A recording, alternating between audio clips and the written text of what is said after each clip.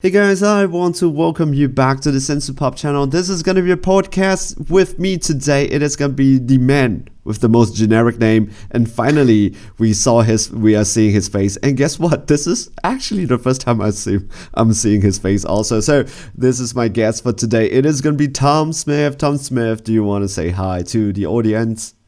Hello, everyone. This generic name joke is never going to get old, is it? That's going to No, it's not. It's not going to get old. Nobody's abused it as much as you are. No, it's not going to be old. I laugh every time I do it, so kind of like pretty happy about this. So, yeah, sure. As you can see today, something has changed. I promised you in the last podcast that we're going to do something about it since it is going to be in a video format, even though it's called a podcast. Let's do some videos with it and, at least some visual aids for what we are talking about. So today, our topic, it's right in front of you. It is going to be Dragon Ball Super Card Game Festival. We are going to be talking about the experiences. And of course, we are going to be discussing about the meta and especially the way that it is being done, the way that pre-sighted event. We're just going to discuss about this. And since I have not been there before, so my guest here will be doing the bulk of the talking. I hope, Tom, you do your homework. Yeah. I mean, well, I can tell you from what I know. All right, so let's take a look at the Dragon Ball Game Fest. So what exactly this is? This is would you call it like an exhibition? It's an exhibition, right? Yeah, it's not like any sort of like high level competitive, like I've seen people talking about it, like, oh, it's, you don't get invited to regionals, whatever. And it's like, yeah, it's fine. But it is, people bring decks that they're good with or that they want to play and they try to win. I mean, the top prizes are still pretty good. So, but yeah, most of all, it's an exhibition event, really. Mm-hmm. So what are the pricing like? Let's take a look at the pricing, right? So when it comes to the first pickup game participation only, what is the first pickup? What, the participation pricing? Mm-hmm. Yeah, so honestly, this alone is really worth it because you get, what is it? It's 2 copies or 2 packs of the, I mean, I don't know if you've got it in front of you, but it's two packs of the Fest stamped cards, and then 1 pack of another Fest stamped card. Yeah, just for participating. Yeah, just for participating, which, I mean, really is, the reprints that they've done are like staples in almost every color. So, I mean, like, for example, I know I didn't have any copies of, say, in yellow, I didn't have any Turles, All Too Easy. I didn't have any Trunks Unison. Now I've got playsets of them just for entering. I got more because of where I placed, but I mean, I've got playsets just for, going to... I mean, you'd get playsets if you go to 2 events and just participate. Are there like 2 inside? Is it 2 packs each? Because it says that here that they pick up, it's like Fast set times 1, Unison set 1 time. Oh, okay. Well, I mean, maybe it's different elsewhere. I mean, our event was smaller, so they might have maybe spread out the participation pricing a bit more. But yeah, when we went, we got some sleeves, 2 packs each of the ones of, I think, the Unison and the... What's the one that's not the Vault set? The Fest set. Fest set, yeah. So you got 2 packs of the Unison and the Fest set, and then you got 1 pack of the Vault set. Let's take a look at the price. And then you got a couple of event packs as well for just showing up. Wow, I'm looking at the Fest set right now. When it comes to the Fest set, those are some pretty good card. Like what you said, the Turtles, right? All Too Easy. I also do not have that. I think I have just 1 copy of it. I want it. Exactly, and like just for participating alone, which I mean, for us was about £20, like €25, something like that. For you, no, come on, no, is the Brexit prices?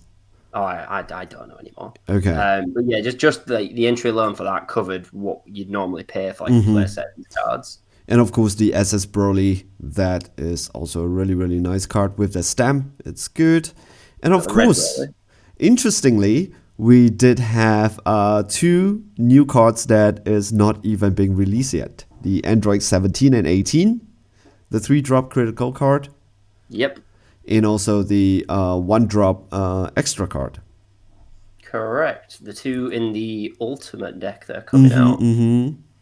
Yeah, seems to be really, really good. I like them a lot. I really want to do them. I already make 2 videos about the ultimate deck. If you guys have not seen it, I think I would just put it in a card somewhere. Most likely I will forget it. And so it will be somewhere that you can read about this.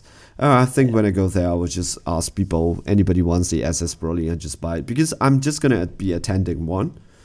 Right. I wanted to attend another one last week, but my friend came and visited me. And so I have to be at least I cannot go anywhere. What about the event pack? What is this thing? So I'm looking now. Yeah. Is that the Vault set? No. No. So the event pack or the Vault set? Pick one. The event pack 09. So event pack 09 is the new event pack, which I know at least I normally get for participating in Card Market, webcam regional, something like that. And it's just reprints again of popular cards. So, for example, Riposte, Frieza Riposte is in there. Yeah. The Kai promo that's hard to get for the Gogeta Xeno deck. Come on. And the first reprint for the 2-drop Piccolo Jr.? Yep, for the Eradicator as well, also a really good one. And for there's the Unison in there as well, which is good. Obviously, very expensive card too. Unison is also in the Unison set. So, and of course, Kakunza. Is it Kakunza? No, that's Rosie. That Rosie, yeah. Rosie is also a really, really good card for the reprint. But this event pack, do you get it when you go there? Yep. I think we got 2. I want to say 2 for participating. It's hard to remember what I got for participating because the participation we got given at the start of the day, and then higher up pricing given at the end, obviously. So yeah, it's hard to remember what I got for just participating, but I think it was maybe like 1 or 2 event pack 9 and maybe 1 or 2 event pack 8. I can't remember the distribution. Ooh. But yeah, I mean, it's pretty good. Let's take a look. You've still got fest events around you that you can go to. Definitely go to it just to participate. Yeah, I think this might be the last one because this will be the 26th, the end of the month already. It's been so fast. The first quarter of the year, it's almost finished. Yeah. Okay, let's take a look at the Unison set. Guys, you are going to be getting 1 full set of every single one of this card when you go in just by participating, which is really good because if you take a look, there is already some very, very big heavy hitter. For example, like the Majin Buu Unison, the Baby Unison. Those are pretty expensive card, right? And the Piccolo Jr. Unison. Boo's not, but I think the best ones here are definitely Baby and Piccolo Jr. They're in the earlier sets that are now harder to come by. Granted, there's the reprint sets, but nobody really bought them. And Toa, it's not being played, but this is also a draft box card. Very true. I did want Toa for a deck a while ago, and I thought, oh, nobody plays this. It must be really cheap. Looked at the price. It was like a tenner a piece at the time, and I was like, for a card that's not played. For my jank decks, no thanks. And of course, I am definitely going to be picking up the Dark Broly one. If anybody wants to sell me, I will be definitely picking it up because for my Red Broly deck. I have not given up on that deck. Hopefully, I'll get some support for it. Maybe I'll make a video for that. Alright, let's also take a look at the Valve set. This is 10 cards each, and we'll be getting one of them. Ooh, really big hit here. Of course, I think we chat about this all the time. The Bojack, please. Yeah, the Bojack's probably, it's the only reprint art in the set. For good reason, because everybody just called it Vegeta. Correct. So this is a 4-cost Bojack, and if you think that this card you have not seen it before, it's because like what Tom says, this is a reprint with a new art. The reason is very simple because the original art itself, it's so annoying because actually Vegeta takes up most of the picture. So this is a little bit like the new Goku, right? With the SPR. Jiren actually take up most of the picture. Goku is just like this small little guy. And me playing Bojack, I get annoyed so many times when people said, okay, do something, and then said, which card? And then they picked Vegeta. I was like, no, that's a Bojack. I know it's a very small little thing, but so we have that. And of course, I think the card that people might really, really want, it's the Realm of the Gods Black Kamehameha. Yeah, I Yeah. mean, all of these cards with these stamps look really nice. Hmm. So, What about the but foiling? Is it just a stamp, or is there some foiling texture onto it? I can tell you now. I don't know if you'll be able to see it on camera. No, no, not a little bit. Oh, it So looks it's pretty kind of good. similar, Hmm. similar foiling to what the original art would be, and then the fest is just got a nice bit of gold stamp on the word fest, basically. Hmm. Oh, it looks really good, and it's full art. Yeah, yeah. All of them seem to be full art from And what it some of looks this like. card are even SR. So, for example, Gigantic Meteorite, that's a SR. I think when it first came out, it was pretty expensive. Yeah, there Yeah. was a lot of hype when it first came out. Mm-hmm. Yeah. All right. I think, Bart, let's skip event pack 8 because we know what is inside, but let's take a look at the winner.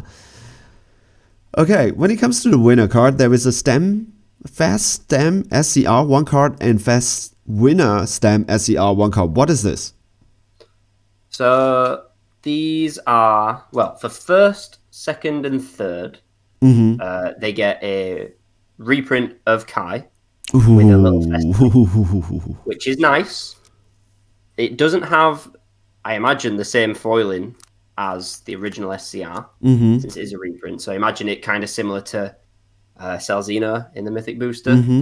the reprint, but not the alt art, if that makes sense. Kind of similar to that. So like you've got a Kai, but it's not as flashy as the original Kai or the winner's Kai. The winner's Kai definitely has better foiling, obviously. And again, yeah, has the fest stamp. Ooh. So the winner gets the stamp, and I think if you're second and third, you get Yeah, the so fast stamp SCR. it's pretty weird. I'm not a fan of how they did it, so we kind of us as top four agreed to kind of change it a little bit. Basically, Mm-hmm. first place gets the winner stamp and The fast the stamp. regular fest stamp. Yeah. Mm-hmm. Second place gets just a fest stamp. Third place gets just a fest stamp, regular print. I think this Uh, is the contentious part that people said that this is an exhibition event, but the prizes actually makes people play meta deck. well, yeah. Basically, I mean, Mm-hmm. I definitely went in thinking, right, I don't have a Kai SCR. I would love a Kai SCR. Mm-hmm. Yeah. I have a Kai SCR, but I want to get the stem Kai SCR. So, Well, you better rock up with a good deck then. all right, okay, cool. That is figure out, and of course, everybody gets the Fest sleeve set, which it's not actually too much for me. Doesn't really. Nah, Mm-hmm. I use them for storage. Okay. So maybe let's talk about your experience at the. No. Let's go with the meat of this thing first. Let's talk about the meta. What about that? Oh, yeah, okay, sure. Okay, let's talk about the meta. So, what did you encounter? Me specifically, or the room as a whole? The okay, let's get it out of the way. Let's talk about the rumors. No, not the room. No, the room as a whole. Ah, okay. I thought Not that you talking want to about go. anything like that. I thought you want to go to the rumors No, already. I no. thought you want to already start with No. like take a part of like this No. thing and start pouring everything in this in this No, podcast. okay. So Okay. in Let's. the room Okay. as a whole, at Leeds at least, I can speak for. There was a lot of blue, a lot of Soul Striker and Ooh. SS4. Okay. I mean, Soul Striker was expected, SS4 less expected, but still a really good blue deck. Mm-hmm. There was a lot, from what I heard, of U7 Goku. Mm-hmm. Quite a few Gogeta Xenos as expected. I mean, you had like your odd random decks. People would show up with maybe like, I think there was one guy who showed up with Raditz. He got pretty unlucky. He faced like 4 black decks in a row, so he didn't do too well. I know a couple of guys from my locals were playing like Trunks Xeno, SS4 Vegeta again, Green Gotenks, just decks that people felt comfortable on, like not so net decky that it's like, oh, I need to win so badly, but just something that they like playing. Not trying too hard. Exactly, yeah. They wanted something they were comfortable with, felt they could play well with, and just take it and see what happens. But yeah, so basically a lot of blue, a lot of red, Green, not really. Black, there was Gogeta Xeno. But Apparently, there's quite a few Sin Shenrons as well. But it sounds like the previous meta, except with U7. Have you encountered the new U7 leader? That was my first round was against a U7 player. He said it was his first event, like not really played the deck too much. So I thought, okay, fair enough. I mean, I've tested against the deck quite a bit, so I have a vague idea of what it's going to do. Got to like turn 4-5, and he did drop the big 8-drop SR Goku, and I was like, oh, goddamn. But I'm a foob at it, and happy days. But the deck's definitely very good. Like, it's definitely a contender. It's a very aggro deck, right? Yeah, it can do a lot of damage for very cheap. Because I know that one of the most expensive SR to come out from Realm of the Gods is definitely that Android 17. Yeah, it is, isn't it? That's weird, that. But it is. Yeah. And how do you play against this deck then?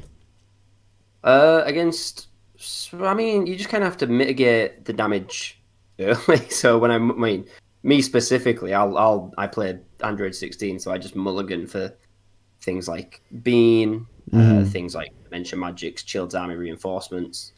The main problem I have with the deck is that if it gets really good bursts off early, it can awaken on like 7 or so life. So I do have to kind of chip down. It forces me to awaken early as well, but that's not too bad for Android 16 as long as I can get through Unison. But yeah, you just kind of have to mulligan for your negates and your beans and just play safe basically. Make sure that you have an out to the SCR and the Goku SR when it comes to it. I need to go and find someone to play that so that I can. I'm pretty sure, like, I'm gonna play on Saturday. I'm pretty sure that someone is gonna do this. This is the deck that I'm gonna be facing against. Like yeah. There were a couple of the new decks that I was like, these are gonna be here and they're gonna be really annoying, so I'm gonna sideboard for them, and I did, and it helped. It was great. Anything that you were caught unprepared? No, I don't think so. Nothing that caused me a problem. My last round of the day in Swiss was against. I mean, he put down his leader. It's King Cold. I'm like, okay, sure, King Cold. And it's just a Cell deck. It's a Cell Surge core, but with a couple King Cold cards. And I'm like, okay, I did not expect this. But me being Android 16, deals fine with hand control. So I mean, you've been playing Android 16 for such a long time already. Well, yeah, since it came out, really. So, what was your result? My result? I ended. There were 7 rounds of Swiss. We didn't play until there was an undefeated. So just full 7 rounds. I ended 6-1. Ooh. My only loss was to a Sin Aggro player, very good Sin Aggro player. Shout out to Giovanni. Got into top 8. So I ended Swiss 2nd place behind Blue Bojack, and then got into top 8. And then in my top 8 game, I played against Wish Samasu. That deck I was dreading matching up against, but I had the sideboard for it. I found the Tapion tech. I'm proud to say I found the Tapion tech to deal with the Indestructibles and the 5-drop freezer. So I took that one. What is the Tapion tech? Would you want to share it, or do you want to keep it? No, yeah. I'll share it now. It's okay. Fine. But yeah, like basically, it's a promo Tapion Unison, like save you from another future or something like that. Okay, let me bring this card out since I. See if I can. Let's have a look. I've got it here. I've got my deck here. Save you from another time. I think I know which one are you talking about. Is it the blue-green one? This one, not blue-green, but Tapion save you from another time. Is it fully blue? Fully blue. It's 2 mono blue to cast, and most of the text is irrelevant because it's for future trunks. But it's got a -2 that says, choose an opponent's battle card, negate its skills for the turn, and place it under this card. So if you cast this for 3, because you have to have the card on board, you can't cast 2 and use the -2. It has to be 3 down to 1 marker. You can, if they tap out, for example, for the 5-drop Flip Life Freezer that blows up a board or any sort of indestructible, and they're relying on Aegis basically. Tap 3 or 2, whichever, if you can slide a Unison underneath it. -2, remove that, and then the taps out and they don't have Aegis, and you just kill them. Okay, so choose -2, choose Tapion Savior from another time. This is a promo. Choose up to one of your opponent's battle card, negates his skills for the turn, and place it under this card just for 2. Sounds pretty cheap. It is the only answer that Blue has to indestructible, as far as I'm concerned. That and Mafuba, but Mafuba relies on them attacking, which they don't always. So that tech came in huge for my top 8 game. Like I said, that was against Wisamasu. Our new friend Josh, who's joined our team, our Deck Planet team, played really well. Didn't expect a Tapion, and it got me the win. Okay. When it comes to the new Wish Goku Black deck, they're just super control, right? And they just grind you down. Is that true? Yeah, basically. From when I was playing it, you'll get to like turn 6 or 7 very easily. You'll use Dragon Balls 14 times, so you have to have a 60 card deck or you will deck out. And yeah, you can just once your indestructibles are down, you're pretty safe. 5-drop Freezer is a great sort of board clear and another very nuisancey card. And then you could just overwhelm something like Dark Banisher through Dark Banisher, or you could do Amira Champa, or you could just the world's your oyster. I saw how you built your Wish deck. How I beat the Wish deck. No, how you built your Wish deck. Oh right, yeah, okay. Yeah. I commented on your Deck Planet build. Oh right, okay, yeah, sure. You didn't get any notification. I don't think so. I might do when I go on it now, but let's have a look. Because I saw that you put in your 5-drop Freezer. I thought that was a really good idea, because that game it's gonna drag, and that card it's in a control deck that could pay that 5 energy. That card is gonna be so good. Absolutely. Yeah. I mean, that's what Josh did. The guy I was playing in top 8. He basically got to turn 5, and he hadn't seen any Zamasu, so he just thought, right, I'll play safe. I'll just play this Freezer. Yeah. And he played it, and then I used the Tapion Unison, stole it, and just killed him. Yeah. And the card cannot be, how do you say that? The card cannot be removed. Removed by skills. Yeah, by skills. It's so annoying. But if you manage to remove their Zamasu, how easy for them it is for them to bring back their big Zamasu? I haven't had anybody play the 9-drop against. Are we recording again, by the way? Okay, cool. Yeah, I haven't had anybody play the 9-drop against me. The 9-drops, I normally see people charge 1 or 2 of them, which leaves 1 or 2 left in the deck. And then obviously they need coercion targets as well. So if they end up sending off some of the 5 or 9 drops with coercion, they might be like, well, this is fine because it's indestructible. It's not going anywhere. And then I get rid of it, and they're like, oh shit, I've got no more. Oh no. All right. That sounds good. And did you meet any of this Trunks player, the new future Trunks player? I did not. I heard a couple of my friends had faced against some of the new yellow Trunks. They said it was okay, but people were calling it the next Icarus. I don't think it's the next Icarus. We spoke about this. I think we did, didn't we? Yeah, in the last one, right? We couldn't figure it out. So what did I do? I actually bought all the cards for Trunks, and I decided to build the deck. Kind of like it, but it really lacks a lot of aggro option. And if your opponent knows that your final aggro option, it's definitely going to be coming that 8-drop Vegeta and Trunks. That's really good, but the negate will take care of that guy. Yeah, basically, yeah. So that guy has no deflag, has no barrier. So the next turn, that thing is still going to die. So I don't know how good it is supposed to be. Yeah, I'm trying to think what else you could use. I mean, as far as finishes go, you could if you could squeeze some Unison in there, you could probably use the 8-drop Goku that cheats out with a Spirit Boost. Yes, you can. 8-drop Goku. The 8-drop yellow. Yeah. Okay. The Dragon Fist. Yeah. I already put 2 inside. Oh, okay, And it was really funny though, because I was asking Bastian from Planet Sadala to playtest my deck. And then he knew that I'm playing Future Trunks. And he was like, your deck is not ready. I was like, why? Somebody wrote to him and said that I ordered the 2 Dragon Fist from him. So, so he knew that I was building Future Trunks, and he knew that my deck wasn't ready. Yeah. I was like, yeah, but you can do this thing called proxy, you know?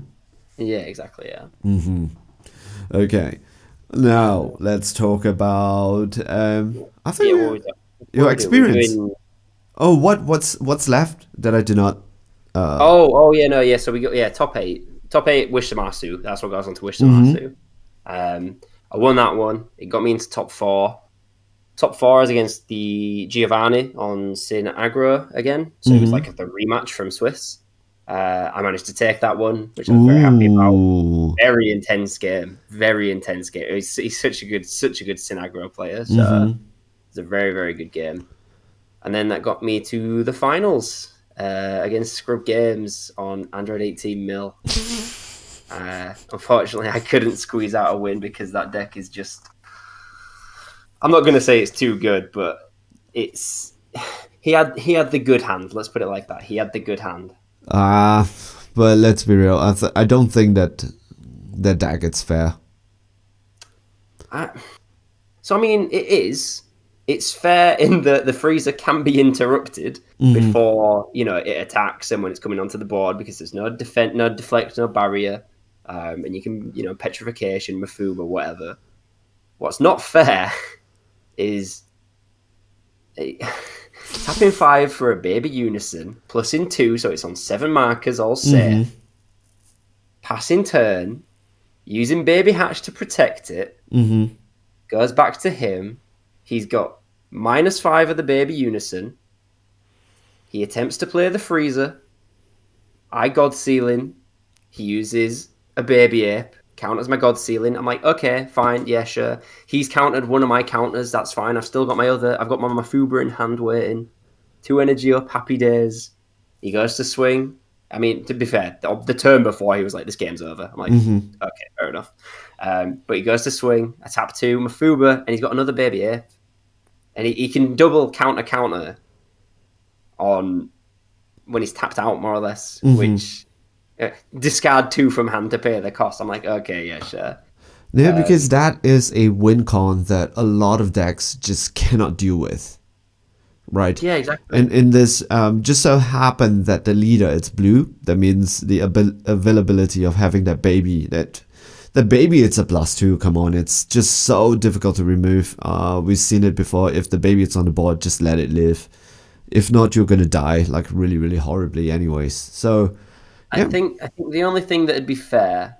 I mean, obviously, it's a bit biased me saying this now, but the only thing that would be fair is if the golden ape had limit 1 on the counter. Because then, sure enough, you've got it and it hits my god ceiling. All right, fair enough. But to then be punished for having my second answer, which I've sideboarded in as well, is just like, all right, I guess this is just unwinnable for me unless I have my own baby ape, which I'm obviously not going to run. Yeah, I mean, if you're gonna, that's the other issue too. Like, for example, that you kind of knew the matchup. I think you're a pretty good player for you to reach to that stage, right? And then you're just gonna go and swing. And you're already being countered twice. Let's be real. You're playing blue. What are some of the other options for the other players too, right? You already tried God Sealing, which is a free play, and then you have a counter attack, which is getting countered also. For 0 energy. He discards 4, and it's like, okay. But I mean, you build up a big enough hand over the game because the deck doesn't do anything besides. No, the deck does have a very big hand because you just take 1, draw 1, take 1, draw 1, take 1, draw 1, and you flip over, you draw 2. Yeah. And it's a Mio tactic. So for people who are maybe, I've always forget that I have this visual 8 right here. So I can't see it. yeah, what we are talking about is this combination between This guy. So Baby the Unknown Parasite. This is -5. If your leader card is mono blue, choose up to one of your leader card and gets 15 power for 15k power and double strike. Until the start of your next turn, you can activate mono blue with counter skills from him by choosing 2 other cards and discarding them. So this is not once per turn. The counter that we are talking about is the counter, which is a battle card, and this is a 5 cost. It's a very strong combo. Definitely. Yeah. Just a second. It is a very strong combo. Battle card, and then this is the counter. Baby Golden Avenger. This is a counter negate the counter skills of and play this card. This is not a once per turn ability. All you have to do is to just tap this, and this is a 30k triple strike. So even if Tom has an answer for this, there is a 30k triple strike on the board. Yeah, the threat of turn up to deal with. Yeah. So I say that deck it's problematic because of several of this thing. It's I'm not saying that it doesn't take skills to pilot it. Of course, it takes skill for you to have 2 golden ape Avenger on your board that you're ready for 2 times. But then when you have it, it's basically almost unstoppable. Yeah, pretty much. I mean, like, I do feel like maybe it's obviously this is a very niche scenario that that he had 2 apes for my 2 counters. If I guess if I'd not seen my counters and just died to the mill because I couldn't do anything about it, I wouldn't mind as much. But because I've I think I'm pretty sure I had a God Ceiling and a Mafuba in my opening hand, so I kept them like, yeah, okay, this should be fine. It should be okay. For me to keep them, side stuffing, keep it in my opening hand, for it not to matter at all because of this ape, and I don't have an out to the ape, which no, I can't. I after the event, I was considering. I was like, maybe I could find a way to squeeze an ape in. Maybe I can run the baby Unison and ape package as well. Maybe, but no, it's not going to happen. Yeah. It's difficult. I understand where you're coming from because there are stuff that you cannot be countered. There are negates that cannot be countered. But the problem is you are dealing with the 5-drop freezer. Yeah. It's triple strike. It's not the one that is gonna kill you, right? It's the meal that is gonna be killing you. Yeah, exactly. To be fair, it's a very creative deck. I like how. It's obviously not been designed this way to be like, okay, well, this freezer goes in this 18 deck because, somebody's come up with that, and that's clever. Yeah, that is clever. The deck's not very interactive, which I know people are not very big on. I like that it's clever. I like that it's an alternate win condition. I just wish that damn ape didn't exist. No, I agree with you. But all we have to wait if this trend just keeps on going on, and then Bandai would just ultimately have to step in to do something if the outcry is a little bit too much for that. And it's like I understand where you're coming from, and this is gonna put me in a very like a peculiar situation. For example, in the past, I really don't like it when people just brag about them winning with Reboot Gohan, because I always think that Reboot Gohan is like super problematic as a leader.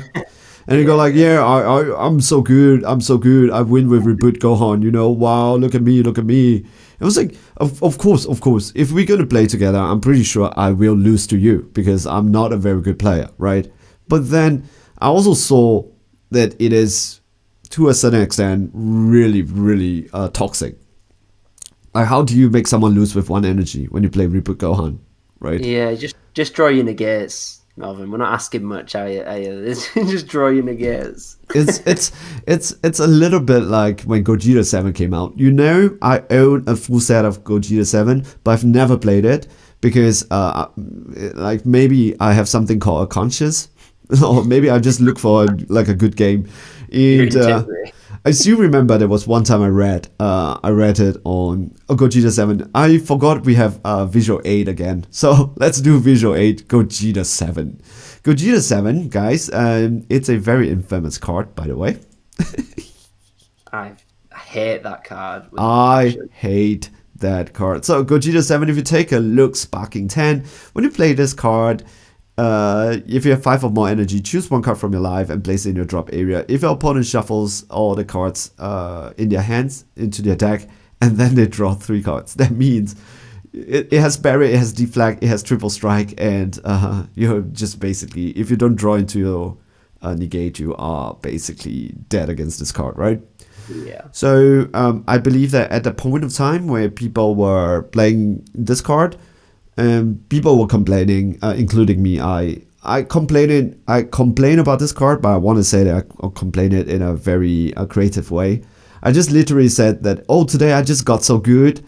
I really got so good with playing Dragon Ball Super card game. My skill increased because I finally drew into my negate. Yeah, well, that's what it felt like, because I mean, back then, set 5? Mm-hmm. There were none of these free counterplays. Like the best you could get for counterplays. Well, I mean, except Cold Bloodlust. Mm-hmm. Not that it mattered, because it has deflect and barrier anyway. Mm-hmm. The best you could get for counterplays was things like Preemptive Strike, which you have to like leave two energy open for. Yeah. I think that was the first of the new counterplays. Now, Mafuba, not the Mafuba, but the yellow Mafuba. When it first came out, it was so expensive. People really wanted Mutaito, right? So they actually printed Mutaito because of Gogeta 7. Yeah, it was the only thing that could get around it, which is ridiculous. Mm-hmm. And so many people, equally, there are people who said that this card is broken, but there is also a group of people who says that this card is not broken. I was like, whoever said that, disregard them. They don't know what they're talking about. This card is ridiculous. Yeah. Deflect and barrier. Mm-hmm. Whenever they're both on a card, that's normally incredibly toxic. Mm-hmm. And I can think of a few others. Vegeta Invoker. The card itself, not very toxic, because it kind of, makes the whole deck work. Mm-hmm. But still, a pain to get rid of, a pain to deal with. Can't do much about it, apart from certain scenarios. What else has had deflect and barrier? I can't. Okay, so there's. Let me just double check I'm right on this, but I'm pretty sure there's a SS4 yellow card that has deflect and barrier that increases the energy cost of extra cards by 1. Does that ring a bell? Oh yeah, the 3 cost. I hate that card also. You can tap 3 for it, but that's also an incredibly toxic card. You know that card. Someone used it against me. And I nearly flip up on that guy. Because you know what I was playing? I was playing Red Broly. Okay, why is that bad against Red Broly? Because all of his card, it's extra card. Not the the BR, Red Broly. the new one.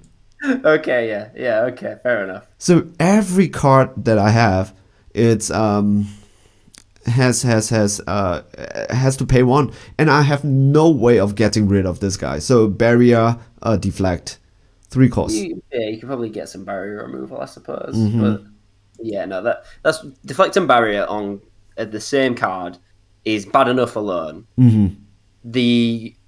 Obviously when this came out, people compared it to the original Cell 7 drop. Oh yeah. And then they said they were the same. I've heard people say they were the same. Different. Absolutely ridiculous. Mm-hmm.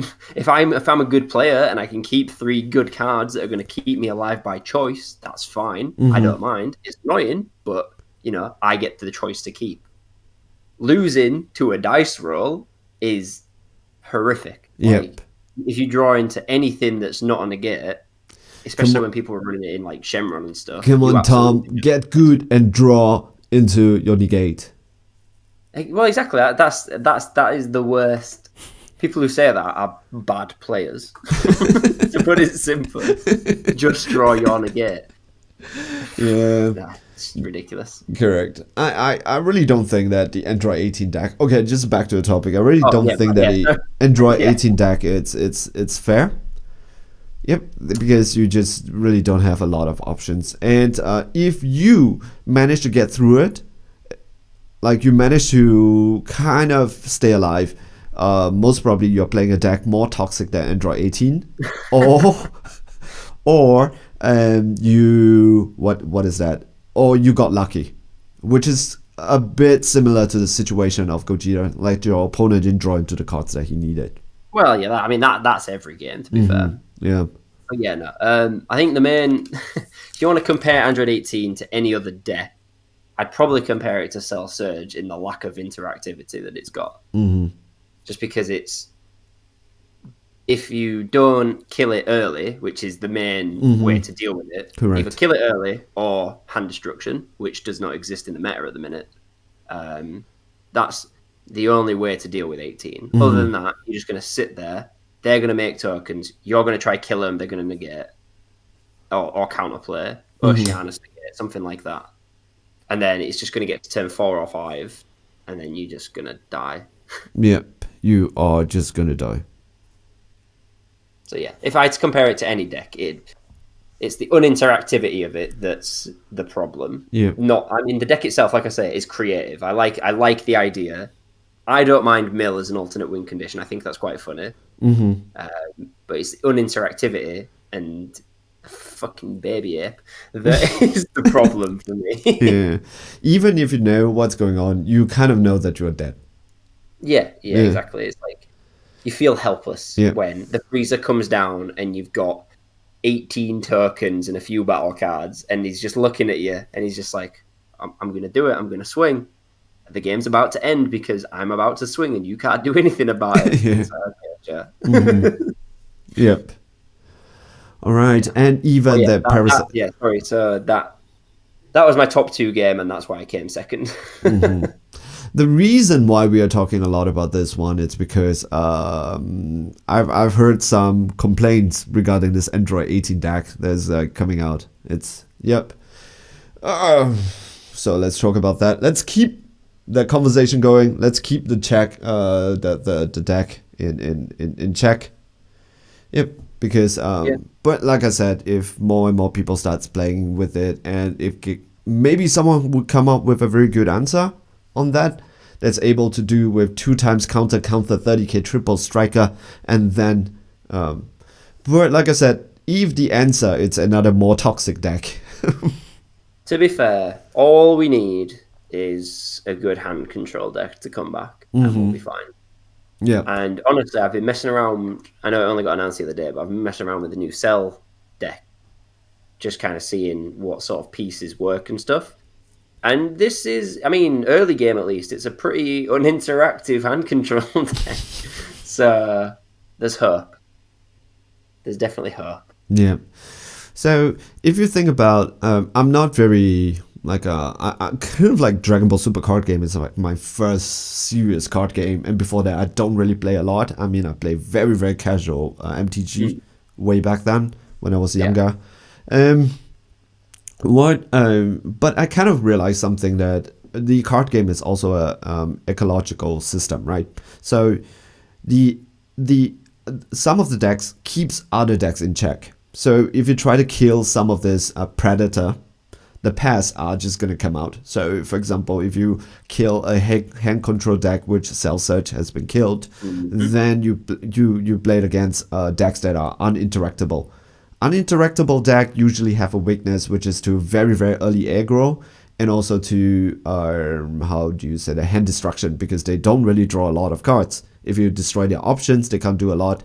But if you kill their predator, which is big enough to aggro, if you're big enough, hand destruction. And of course, what is next going to come out? And people just started to complain again. You can hear it, yellow. And of course, now it's the blue. Yeah, it's a cycle. And just be careful. The ban should not be too much that it kills the entire archetype. Honestly, I think based on at least the fests that we've had here and the fests that were in the US, and maybe not Latin America, maybe we don't talk about that one, but in Asia and stuff as well, there's no clear-cut winner that is the best deck. Obviously, America's kind of got a hard on for King Piccolo right now. One of our fests here had 18 mil, 16 blue Bojack in the top 8, and then the next day had a bunch of red decks like U7 Goku, a couple Jirans, Sin Aggro and stuff. I feel like it's almost a format where, now I'm not going to say you can play any deck, but it's a very skill-driven format, if that makes sense. Like, there's no high-tier deck that anybody can just pick up, take to an event, and you'll just see it flood the top cut. Okay. It's people who can play specific decks well, making top cut. Mm-hmm. I know for a fact, like, well, for example, Bojack. But I was going to Bojack. Big annotation, Ollie, shout out, obviously. Yep. Are you able to get him? Get me in contact with this guy because I want to feature a Bojack deck, right? I really love Bojack. Yeah. He's put up a profile on his channel, but he's more than happy to like spread the word of Bojack. He's been trying, God knows the how. Church of Bojack.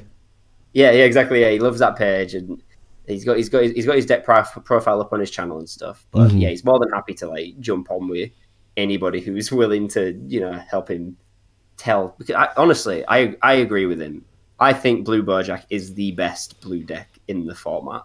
Like, the deck really doesn't die after turn 4. It's so good, but nobody knows how to play it. Yeah, after the Boo drops down, I've been playing like some decks. I've been testing out some decks. I mean, on paper-wise, if you look at the Boo, right, Unison, I know it was good. If you checked my video back then, I know that Boo was good, but I still heavily underestimate how good it actually is, though. Yeah, Boo is absurd, but that's not really why Bojack's unkillable. Bojack's unkillable after turn 4 because no matter what 4-drop Unison he slaps down, if he awakens, he's going to be on 6 or 7 life because that's just what Bojack does. It combos out of low attacks and then just keeps recycling its energy, cheating stuff out both on his and your turn. And he stays on a high life, and then as soon as he gets that leader auto, where you can tap 1 to untap 4, you cannot kill him. You just cannot kill him. And he'll work his way up to like a Through the Dark Banisher or a Turn in the Tide or something if he needs to. Yeah. But even not, the 8-drop Bojack is enough. He can cheat out like 2 of them on 1 turn or something, and it's just absurd. Either way. I mean, we already have full Shrouded Mystery removed, but still Turning the Tide is still the unstoppable card.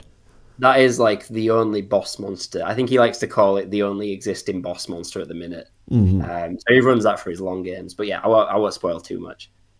Basically, yeah.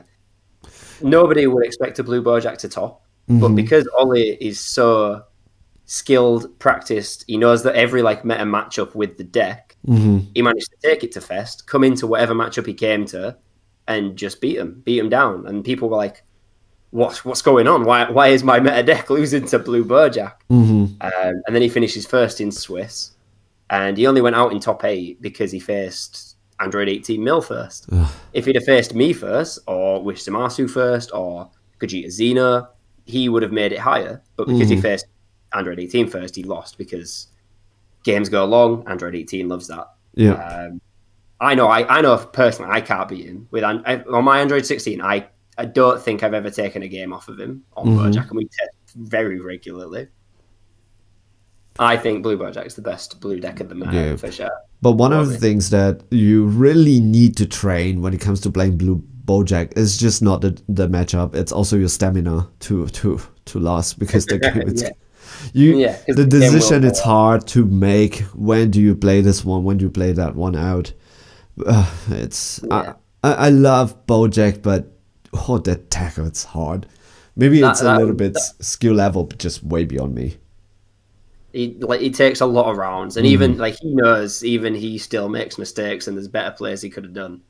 So it's a very skill intensive deck, and the fact that he managed to finish in a top 8 with it, in like a, to be fair, it was like, because our event was in person, 70 odd people, 30-minute pre-side best of 1, 30 minutes for a deck that's going to go to turn 7. Yeah. He's under time pressure as well.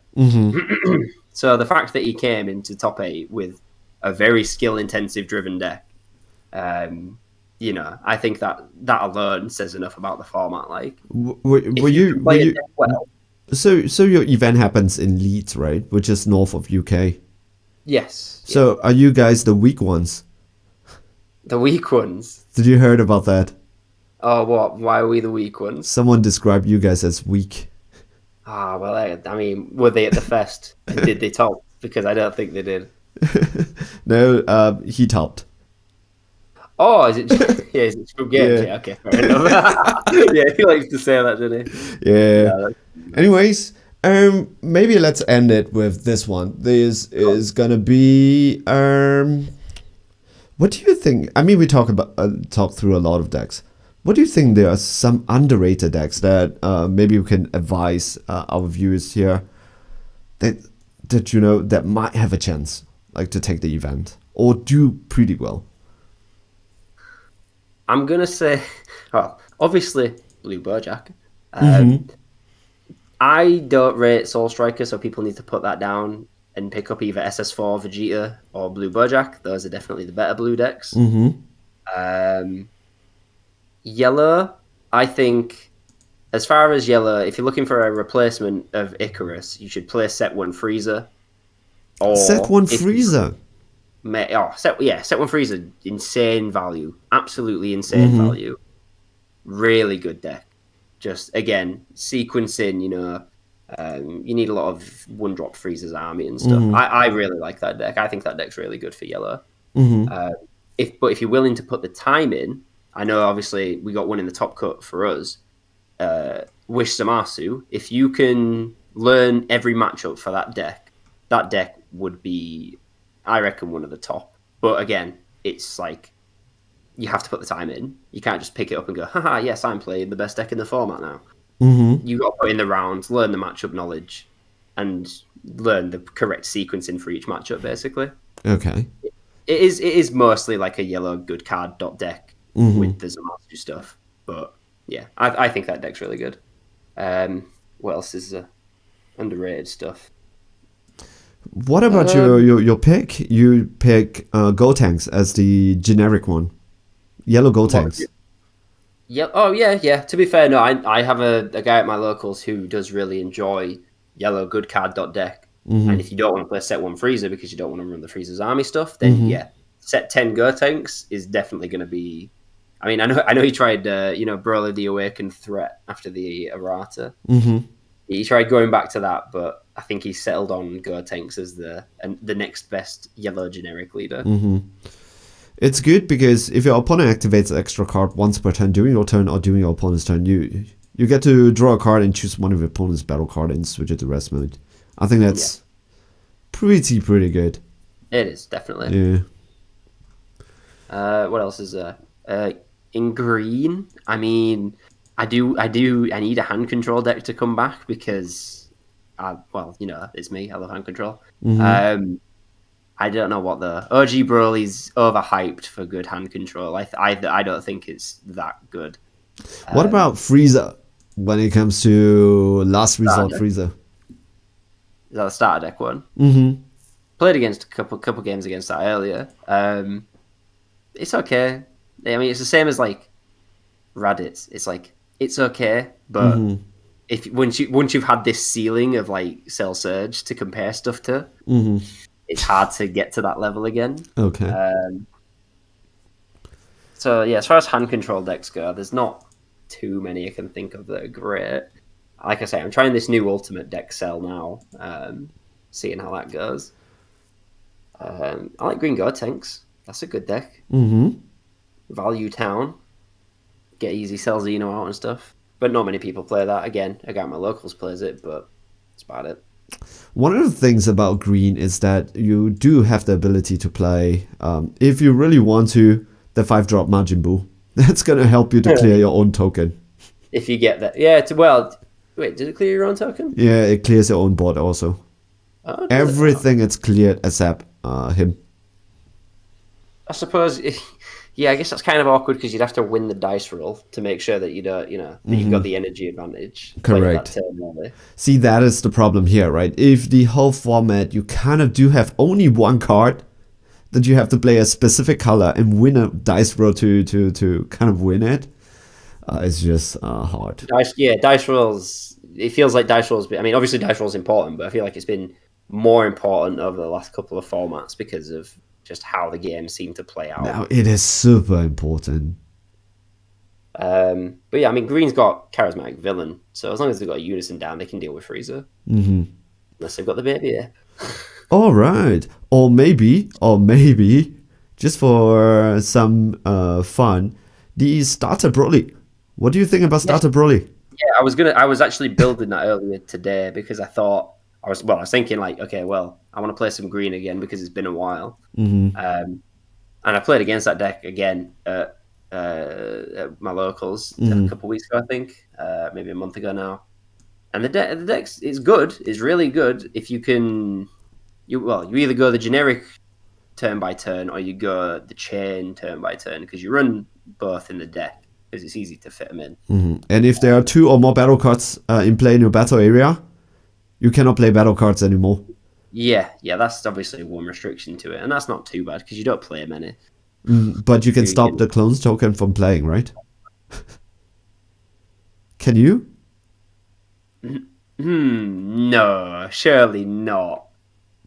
Surely not. Hold because on, you can't play anything then. You're dead. Because if they can play clone token, then imagine your whole board, you can't even play battle card. I need to see the wording. If there are 2 or more battle cards in play in your battle area, you can't play battle cards. Yeah, you're right. If there are 2 or more battle cards in play, you can play battle cards. But can your opponent play battle card? I mean... But it's a straight up death. No, okay, yeah, you're right, yeah. So your opponent plays the tokens. So you can play 2 battle cards, but your opponent can just play all the tokens. If there are 2 or more battle cards in play in your battle area, you can't play battle cards. That means if the ruling does not stop your opponents from playing more and more tokens, then it's a straight up death against anybody who plays Android 18 or 21.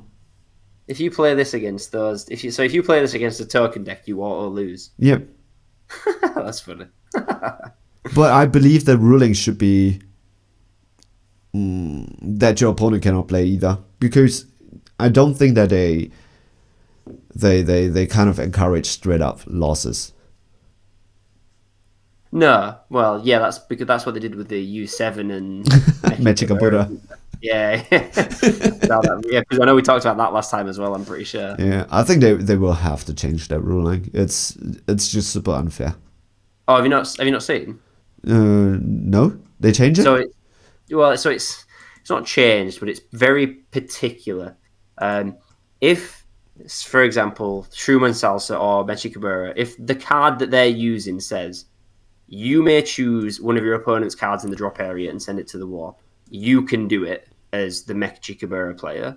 If the card that you're using says your opponent chooses a battle card and sends it to the warp, they can't do it. Okay. Fair it's enough. Not perfect, but fair enough. Yeah. It's better than what we thought initially. Yep. All right. What about, let's go to black then. Oh, yeah. Let's have a look. I mean, Gogeta Xena. There was a couple of Vegex I know at our fest event. A couple of Trunks Xenos. But other than that, there was a Mechikabura as well, but deck's not great. And then that's literally it. I'm looking at all these black leaders now, and I'm like, what about AOD? Oh no, that's a good point actually. Yeah, there was a couple AOD at our event.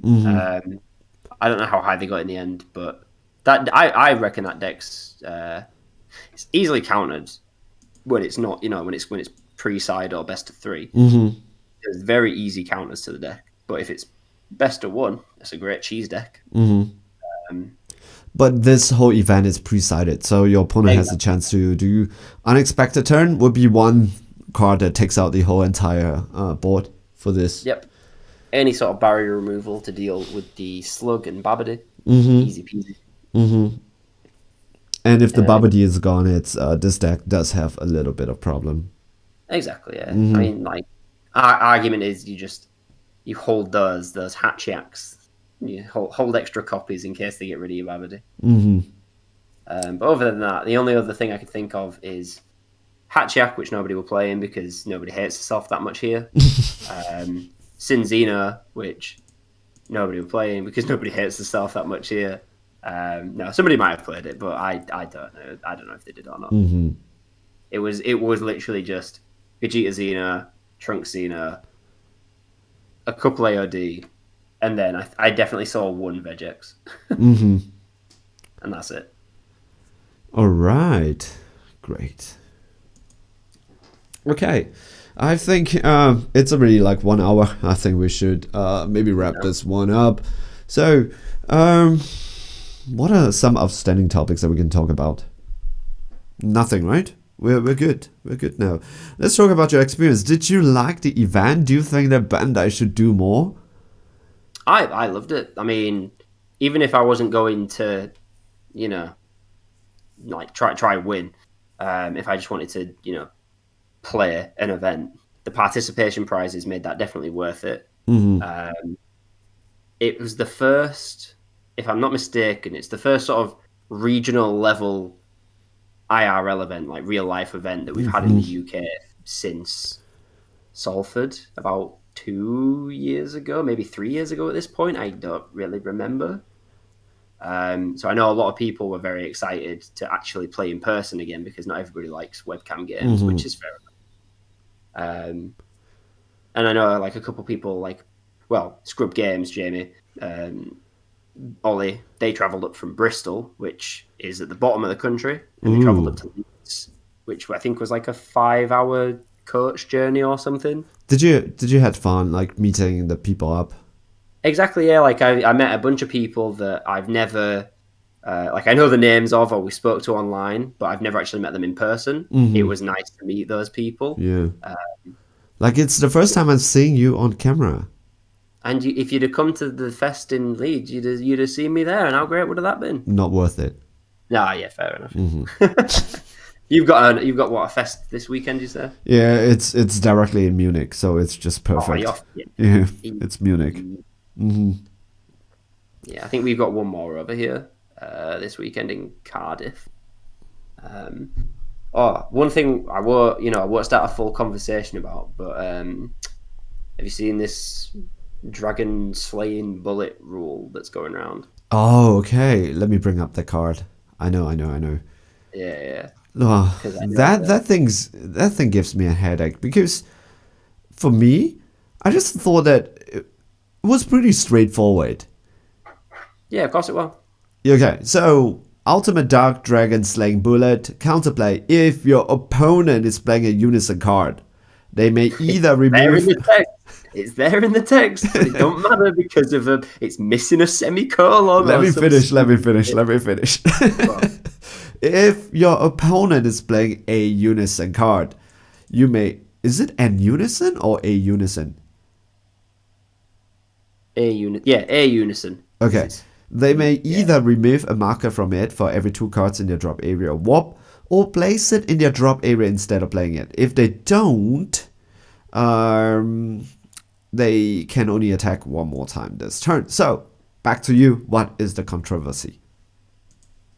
It's so because of how the sentences are separated, your opponent actually doesn't have to play a unison card for you to meet the condition of playing this card or whatever. So if your opponent plays a battle card, you use this card. Your opponent has not put a unison in the drop or whatever it says. So as soon as they play a battle card, you use this, and then they've just been dormant potentialed, basically. They can only attack however many more times or whatever it says.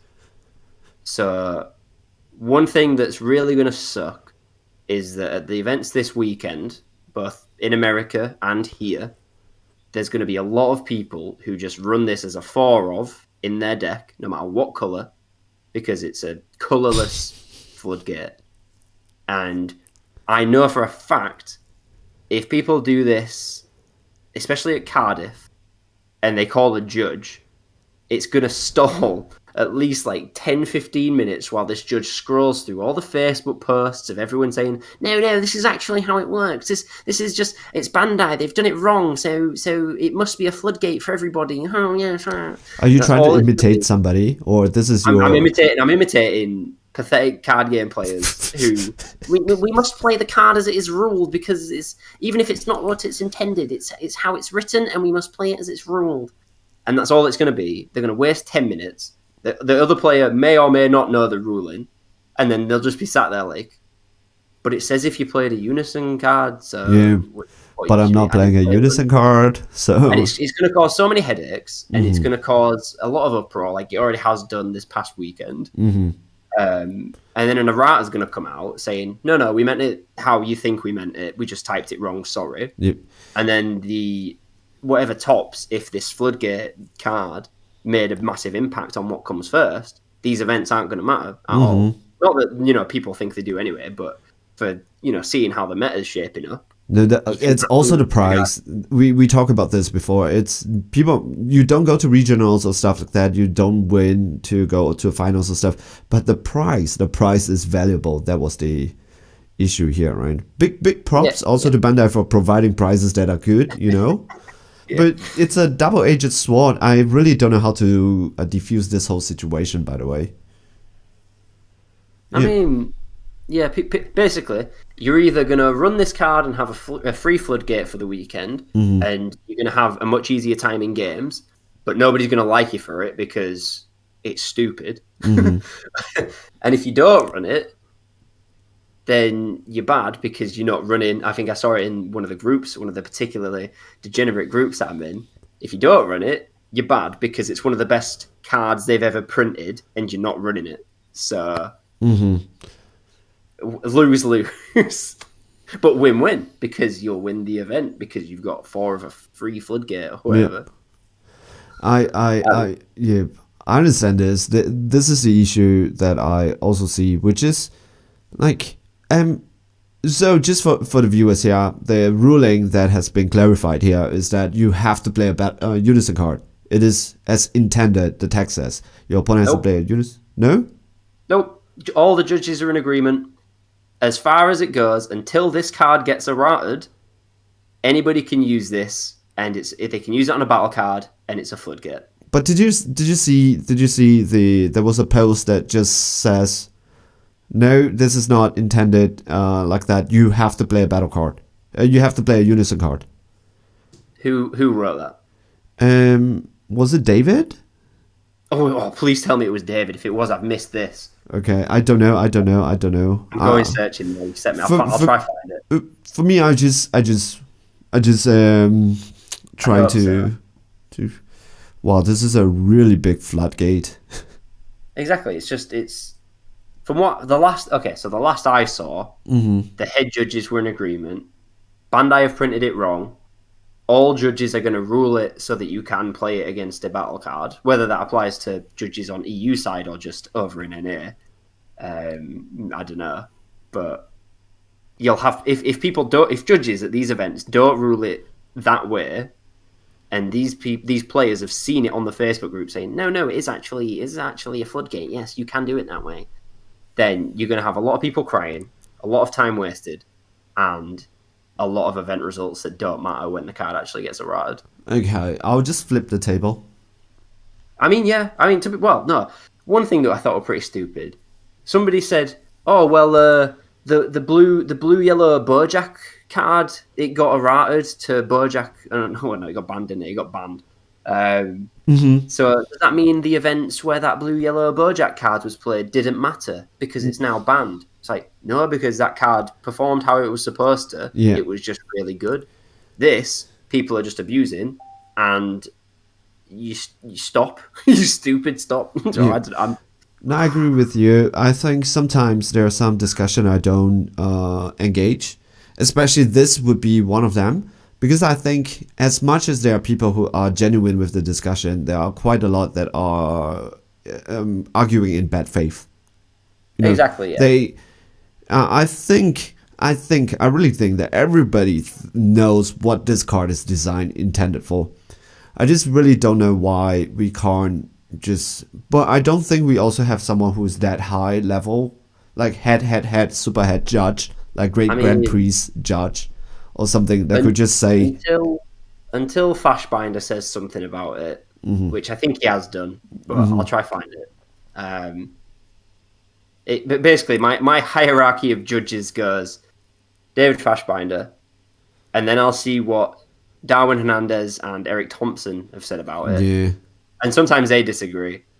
And then if I trickle down any lower, it gets a bit messy. So I just try to listen to these three. Yeah. When I don't know things, I also just summon Darwin. Yeah, exactly. Yeah. Do my summoning jutsu. Yeah. Just summon him, and he's gonna come in and he's just gonna clarify everything. He's just gonna throw the rule books at you. Yeah. Well, yeah, basically, because it is all in there. But that's a situation where I think this is a situation where you said it's like the rule book. I think that they're right if they go by the rule book, right? But it's a situation where we kind of know what's going on with this card. Yeah. Yeah. So, okay. So I did not know. I thought that it's being ruled that it is as it is when you play a Unison card. The last I saw, Yeah. people are going to abuse this card whilst they can. So, yeah, because I'm winning. glad I'm not going to any of these events, to be honest. Winning is very important. Exactly, winning is what matters in a card game. Having fun. Nah, We are not here to have fun. If you can win, you win. If you don't win, you're bad. You're bad. Then you should not be playing this game. Exactly. Go play Pokemon. No offense, Pokemon. Just kidding.